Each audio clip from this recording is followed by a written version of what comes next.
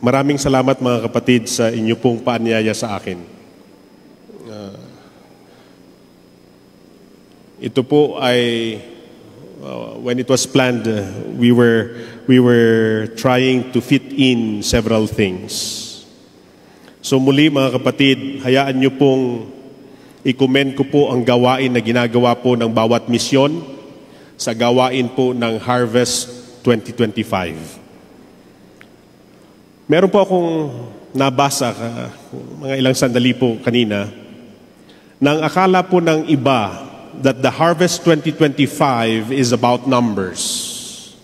Harvest 2025 is not about numbers, mga kapatid. Harvest 2025 is about the cycle of evangelism and nurture. Amen? It is not about competing with one mission to another. Hindi po. May mga areas po na mas mahirap ang gawain.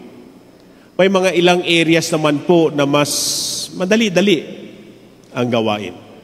Now, why I'm saying this, mga kapatid? Because I just felt impressed to say this. Kasi minsan, mga kapatid, may mga tao na nagbibigay sila ng negatibong kaisipan tungkol sa gawain ng iglesia. Yes, we need to be innovative, responding to the changing times. But it doesn't mean that we abandon things that has been workable as well. Amen?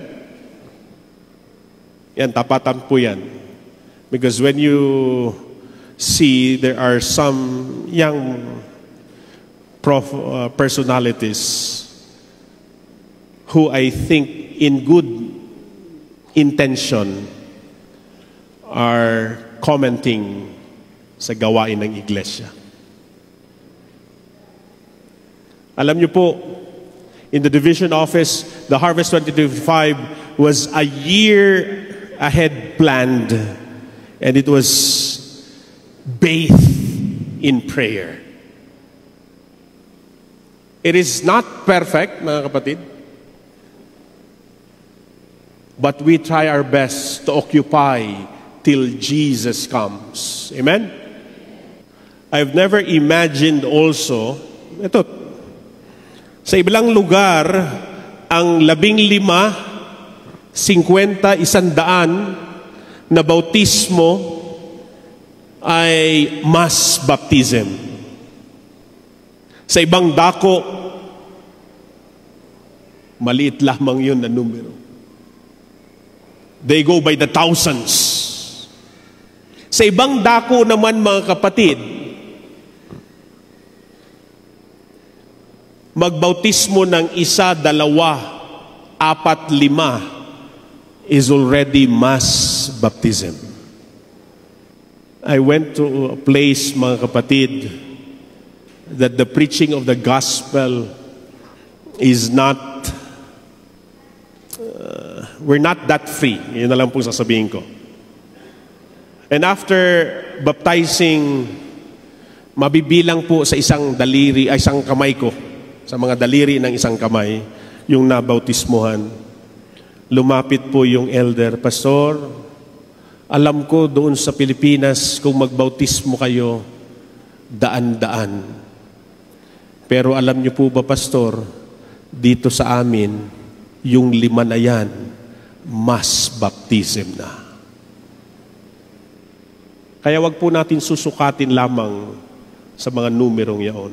Amen? Ang bawat isa na madala natin, mga kapatid, ay mahalaga. Mahalaga siya, mga kapatid. Having said that, let me just say this last about baptism. Alam niyo po ba sa Malaysia, mga kapatid? Sa Malaysia, para magkaroon tayo ng isang Adventista na kaanib, kinakailangan 86 Adventists to work in one convert. Ganun yung manpower na kailangan. Napakadami, mga kapatid.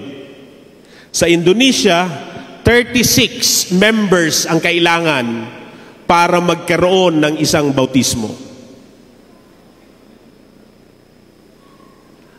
At sa bansang iyon din, para magkaroon ng isang bautismo na galing sa pinaka mas maraming relihiyon na yon sa bansa na yon, because we're live, I cannot mention po.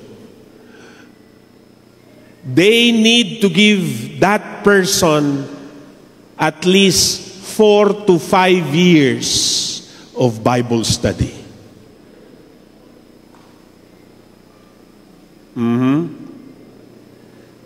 So mga kapatid, sinasabi ko po sa inyo, ang gawain natin napakalawak. Huwag po natin sukatin kung anong nagagawa natin sa lugar natin. Amen? Amen? Sige, punta na tayo sa sermon. Ito po ang title ng sermon ko. Masyadong technical. Adventist Identity, Holiness, a Hindsight from Anothen. Parang masyadong mahirap intindihin. Pinaltan ko po yung title na to mga kapatid at nilagyan ko po ng title, Holy Me. Pero parang pangit din po. Pinaltan ko ulit yung title mga kapatid. At ginawa ko po yung title, ay ito na. Holy Me versus Holy Spirit. Let's bow our heads for prayer. Father in heaven, gusto po naming maunawaan ito. Tulungan niyo po ang bawat isa sa amin. Kilusin kami sa pangalan ni Jesus. Amen. Pagtutunghayan natin mga kapatid ang Biblia at pag pinag-usapan natin ang banal na spirito at ang kabanalan. Alam niyo mga kapatid, this topic, Holy Spirit and holiness, this is also a heated topic in Adventism. Tama po ba? Tama po ba? Si Brother Amica lamang po yung tumutugon eh. Para si Brother Amica lamang po yung nanin eh. Tama po ba? Totoo po. May ilan sa mga Adventista, nagtataka po ako, sabi nila, hindi daw Diyos ang banal na spirito. Come on. Anyway, hindi po yun ang topic ko ngayon. Holiness. Pag pinag-usapan po natin ang dalawang bagay na to, Holy Spirit and holiness, naku, parang nag-uumpugan po to. Marami tayong makikita dito. But let me tell you this. The quest to be holy me has been a quest of humanity. Tama po ba? Yes. The holy me is a humanity, and humanity has been in this quest of holiness for some time. You can see it from the Eastern religion. You can see it in the Western religion. And even amplified in a aesthetic and ascetic setting. Pero tatanungin ko po kayo mga kapatid, exempted ba ang Adventista? No. Adventism is not exempted to the discussion of holiness. Bakit mga kapatid? There are sometimes confusion within the church pag pinag-usapan po ang holiness. Kasi minsan, yung sulat ni Ellen White, nagkakagulo tayo. At pati ang pagkain ay naguguluhan tayo. Now, mga kapatid, wag niyo po akong misquote. I'm not against healthy living, and I am not against vegetarianism. What am I against is the misreading of Ellen White. When we misread Sister White, then we have a lot of misunderstanding. We arrive to misrepresentation of the gift of prophecy, and therefore, because of the misreading and misinterpretation of the prophecy, people leave the church. Totoo po ba yun? Yes. One of them, the most famous of those who have left the church, is this person. Kilala niyo po to? Can Wright. He wrote even a book entitled Seventh-day Adventism Renounced. Let me remind all of you, friends, that there is a right way to understand the writings of Sister White, to have a good understanding of what is the practicality of Sister White's counsels. But there remains a problem, mga kapatid. When we talk about holiness, merong ilan sa atin that they look at holiness from a humanistic understanding. It is focused on self. It is not focused on who Christ is and what He has done, but it has been focused too much on self. Am I that holy?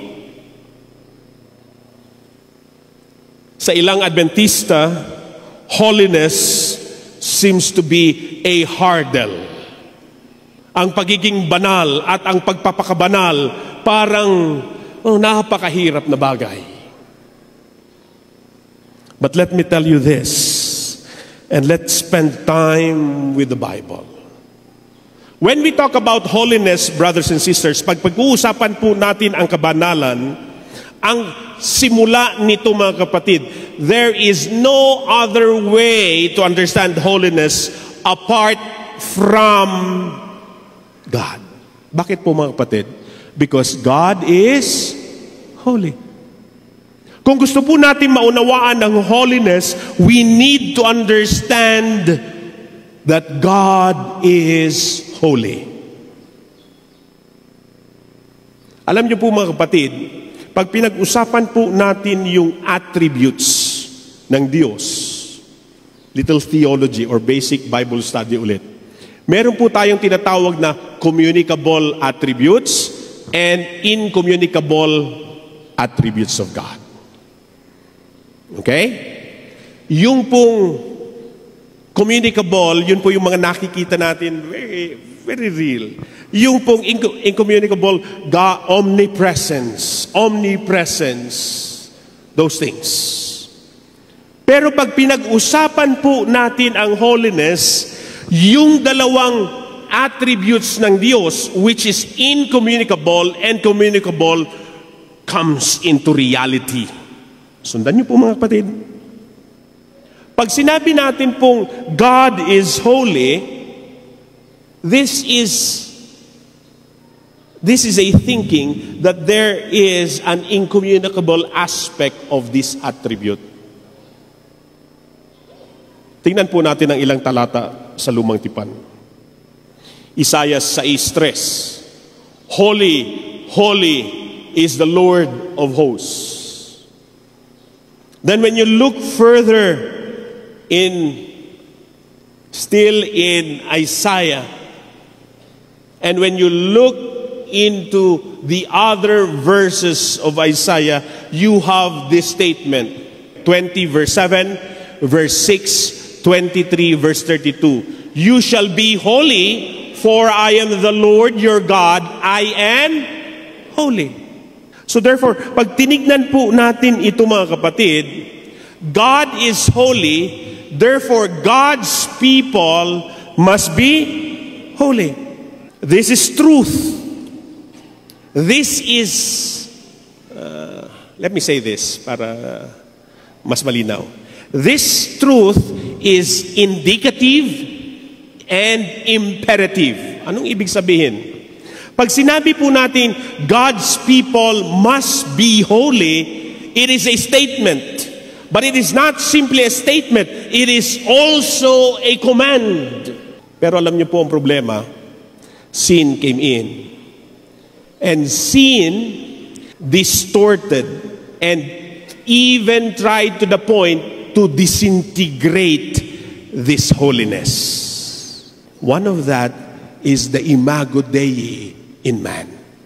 Yung image ng Diyos sa tao. Sa patuloy po nating pag-aaral ng salita ng Diyos, para mas maunawaan po natin ito, buksan po ninyo ang inyong mga Biblia sa aklat po ng Juan, Kapitulo 3. Juan, Kapitulo 3. Simulaan po natin sa versikulo 1. Now there was a man of the Pharisees named Nicodemus, a ruler of the Jews.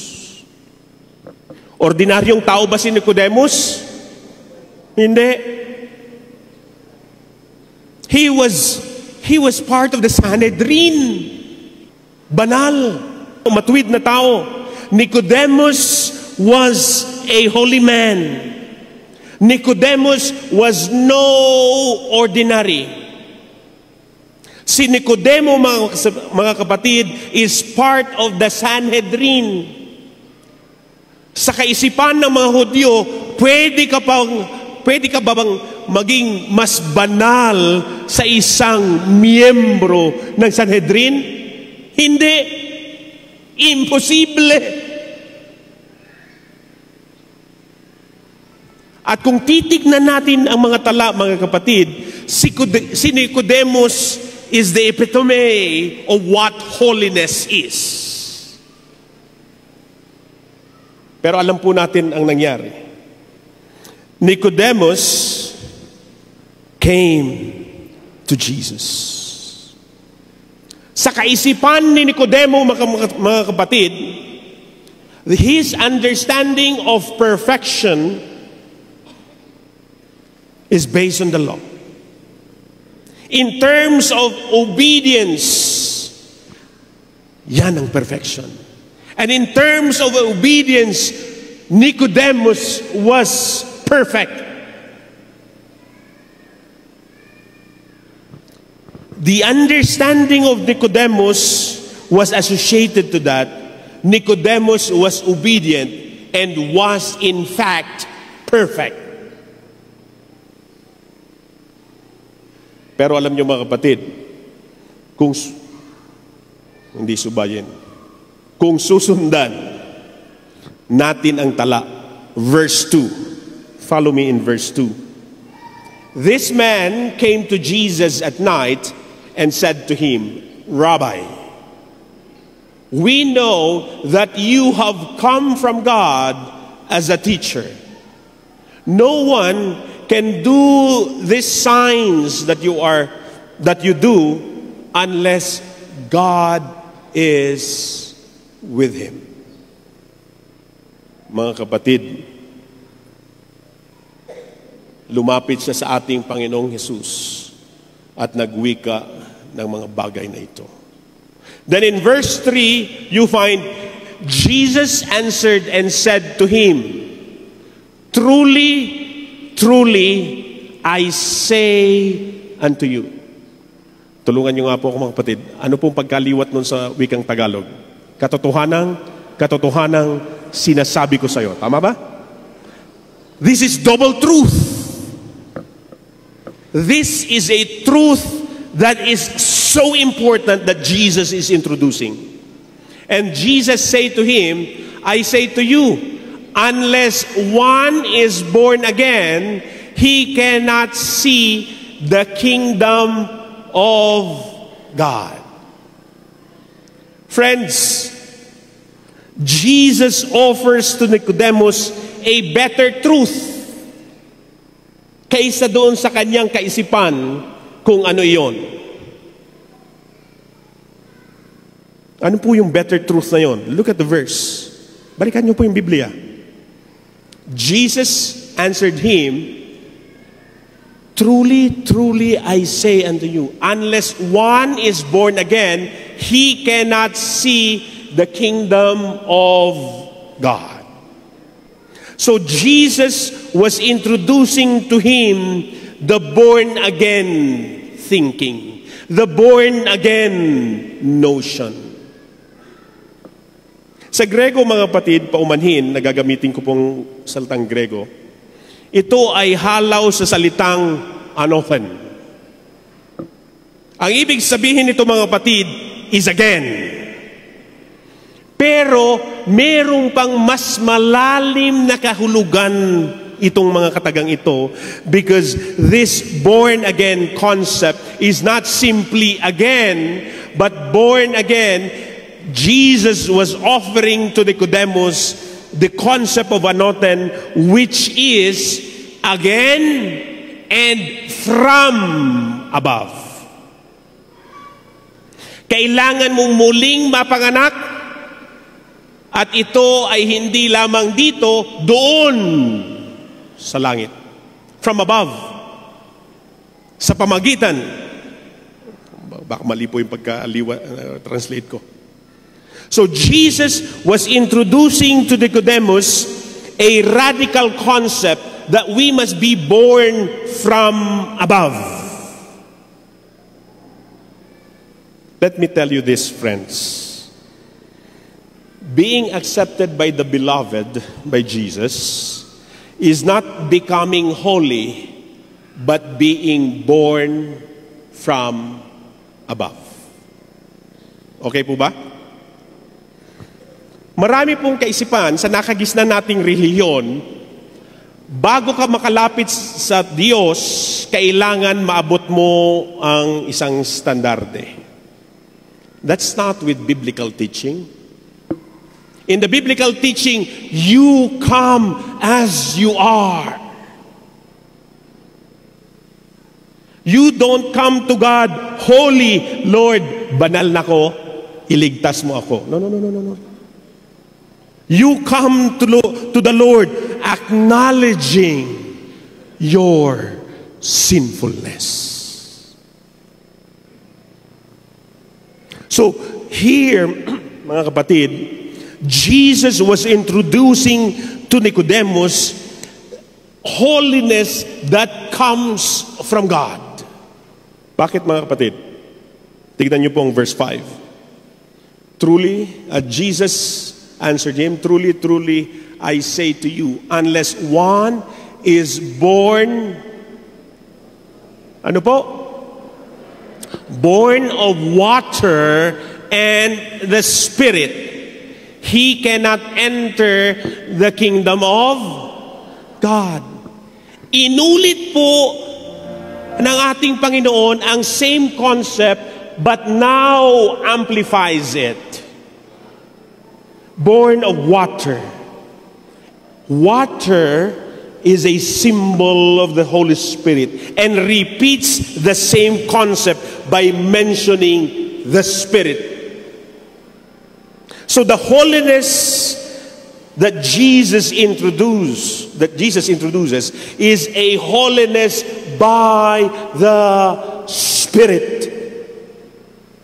Itong kabanalan na ito, mga kapatid, it is the Holy Spirit that transforms. Ibig sabihin, yung born again is birthing through the Holy Spirit. Nakuha niyo po ba? Hello? Kung gusto mong maligtas, you need to be birthing through the Holy Spirit. Ito po yung literal na pagkasalin. So Jesus reintroduces the concept of being born again from above. Kaya nga sa versikulo 10, ang sabi po ng ating Panginoong Jesus, Jesus answered and said to him, are you the teacher of Israel? Pause. Tandaan nyo kanina, tinawag ni Nicodemus ang ating Panginoon, Rabbi, teacher, guro. Ibinalik ngayon ng ating Panginoon ito kay Nicodemus. Hindi ka ba isang teacher? Anong ibig sabihin nito, mga kapatid? a teacher of Israel. That means a member of the Sanhedrin, a holy man. Diba, akala ko banal ka, pero hindi mo makukuha ang sinasabi ko sa iyo.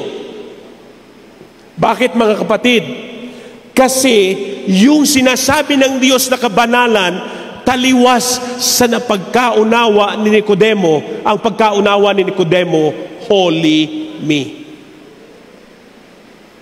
But Jesus was introducing a new paradigm of holiness to Nicodemus, that it is not holy me, but through the Holy Spirit. Kaya nga't mga kapatid, new birth, the renewal of the Spirit is not really something new. Pag tinignan po natin ang lumang tipan, makikita natin ito sa Awit 51, versikulo 10, Ezekiel 18:31 at 36 at versikulos 26 hanggang 27. You find the same concept of the born-again experience. It is not something new. Nilinaw lamang po ng ating Panginoong Hesus. Kaya nga, when it comes to verse 12 now, verse 12, if I told you earthly things, you do not believe. How will you believe if I tell you heavenly things? Then in verse 13, no one has ascended to heaven, but he who descended from heaven, the Son of Man. So, ngayon mga kapatid, pinapakita ng ating Panginoong Hesus kung paano ito. Gusto mo yung born again? Holiness na yan, hindi ikaw yung dadako sa langit, pero merong nasa langit na dumito sa lupa, at ito ang anak ng tao, ang ating Panginoong Hesukristo. Amen? Kung gusto mo ng kabanalan, ito ay sa kaparaanan ng ating Panginoong Hesukristo. That's why you have the most memorized verse in the Bible. John 3:16. For God so loved the world that He gave His only Son, Jesus Christ, so that everyone who believes in Him will not perish but have eternal life. So, yung akala ni Nicodemo na pagsunod na paraan ng kabanalan, ang sabi ng ating Panginoon, maniwala ka. By the way, footnote. Yung word po kasing believe is an English translation. It has this concept of yung parang naniwala ka lang. But in reality, when you look at the Bible, it comes from the word pistis, which is faith. Ang sinasabi ng Panginoong Hesukristo dito is faithing. It is a constant faithing in Jesus. It is not a one-time belief.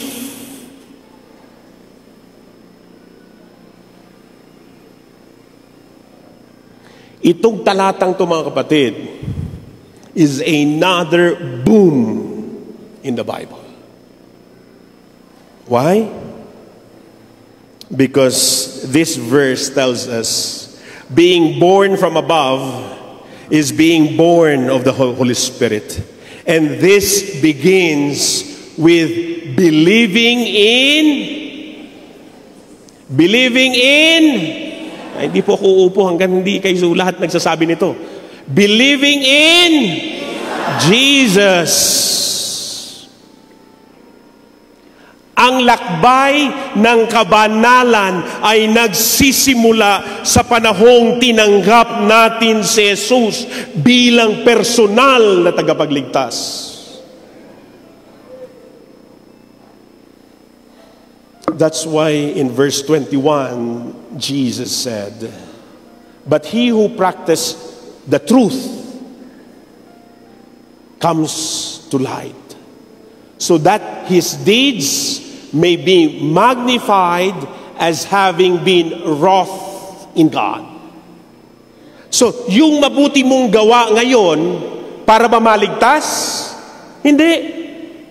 It is now evidence that you have been with Christ, that you have been believing in Christ. The works of righteousness is evidentiary of your new life in Christ. Not the other way around. Holiness reveals that God is working in us and for us. Amen? Lapit na po mga kapatid. So, holy me is not by me, but by the Holy Spirit through Jesus Christ. This is holiness from above. This is, in the words of Matthew, the greater righteousness.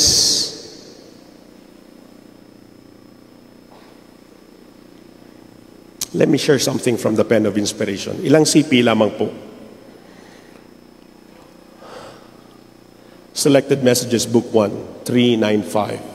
For Christ works in us, and his righteousness is upon us. Without this, no soul is entitled to heaven. Without what? Without what? The righteousness of Christ. But who gives that? Who works that in us? Amen.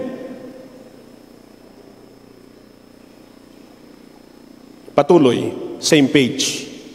We would not enjoy heaven unless qualified for its holy atmosphere by the influence of the Spirit and the righteousness of Christ.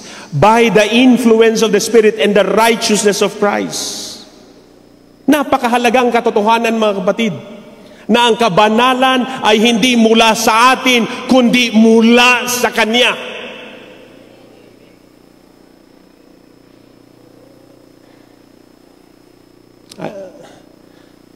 You need to chew this, friends, and swallow it. Steps to Christ, 59. Everyone, please. 1, 2, 3.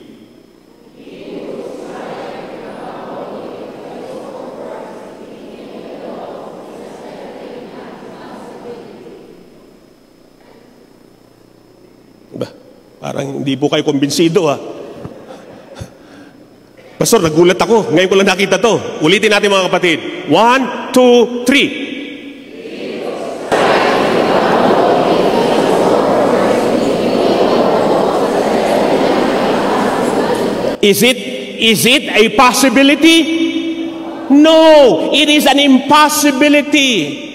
Because holiness is only through the merits of Christ. In the words of Ellen White, Christ's character stands in place of us.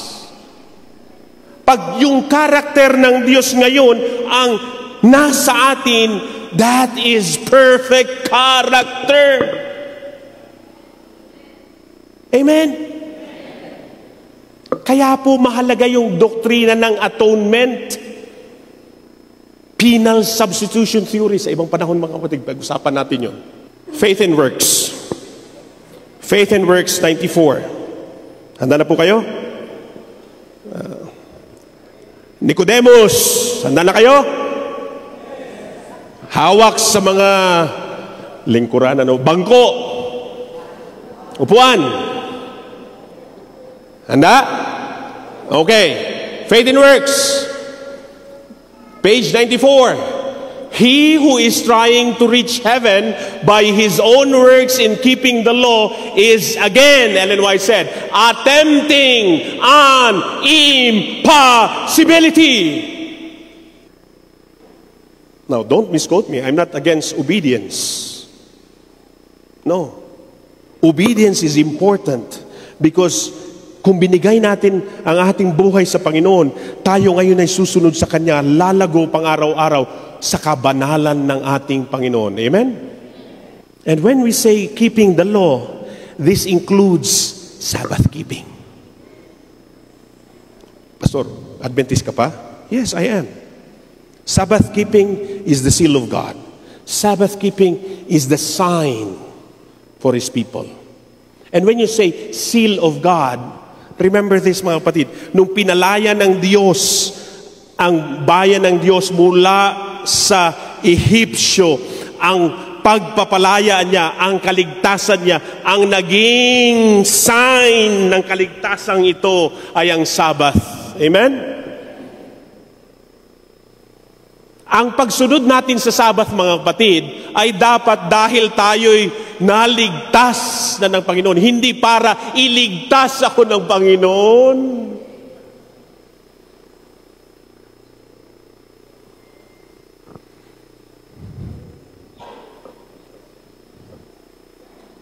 Let me support this from the Bible. Tito, Kapitulo 3, versikulo 5. He, si Jesus, He saved us not on the basis of the deeds which we have done in righteousness, but according to His Christ's mercy, by the washing, regeneration, renewing by the Holy Spirit, born again. Amen?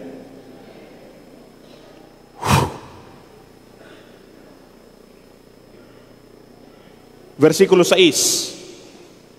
Whom He poured out so richly, pinagkaloob, ibinubo sa atin sa pamagitan ng ating Panginoong Hesukristo na tagapagligtas. Versikulo 7 ang sabi, so that being justified by His grace, we would be made heirs according to the hope of eternal life. Niligtas tayo ng Panginoon. Yung buhay na walang hanggan dahil sa pinagkaloob na kabanalan ng ating Panginoon. Amen? 1 Corinthians chapter 1, verse 30. But it is due to Him that you are in Christ, who became to us wisdom of God and righteousness and sanctification and redemption. Let me tell you this, friends. Our salvation is never apart from Christ. Amen? But let me tell you this as well. Our holiness is never apart from Christ. Ang pangatlong punto, our perfection is never apart from Christ. Amen? Thank you for listening. May the Lord show His mercy to all of you. May the Lord fill you and empower you to grow, to mature, to be perfect in Christ.